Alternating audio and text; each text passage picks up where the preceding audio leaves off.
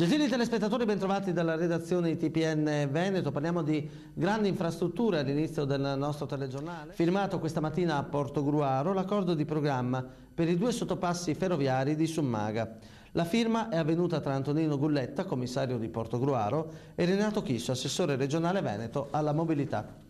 E a proposito di Renato Chisso, l'assessore regionale alla mobilità del Veneto ha partecipato questa mattina alla posa della prima pietra per la nuova stazione di Portogruaro che servirà la metropolitana di superficie. C'erano moltissimi intervenuti, vediamo nel dettaglio come sono andate le cose grazie al servizio.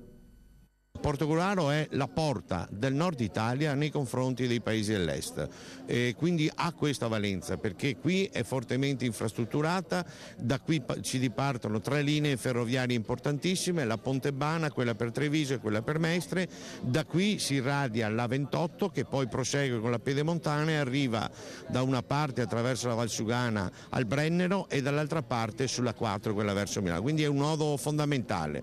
Noi su questo concetto stiamo lavorando, portando avanti progetti, opere concrete come la metropolitana di superficie.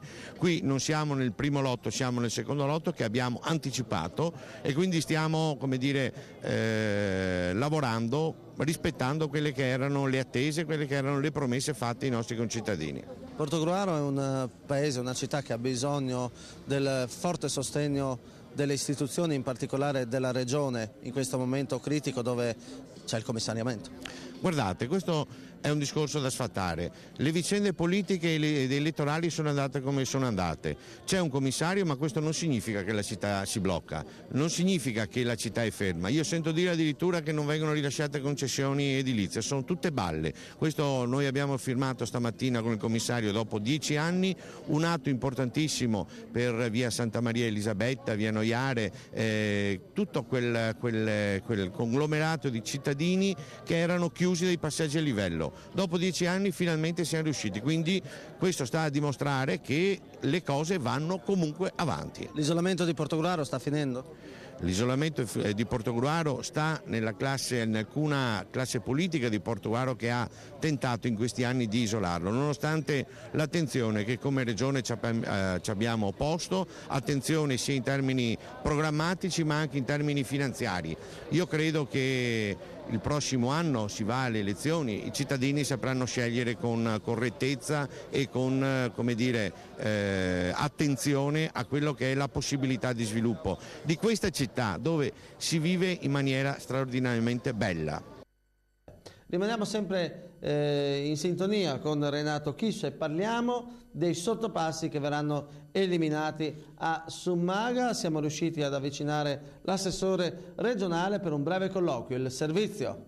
Finalmente si parte con la sottoscrizione di questo accordo di programma finale, quindi l'iter della burocrazia ha finito. Dalla prossima settimana si parte dovremmo partire con la gara e poi con i lavori.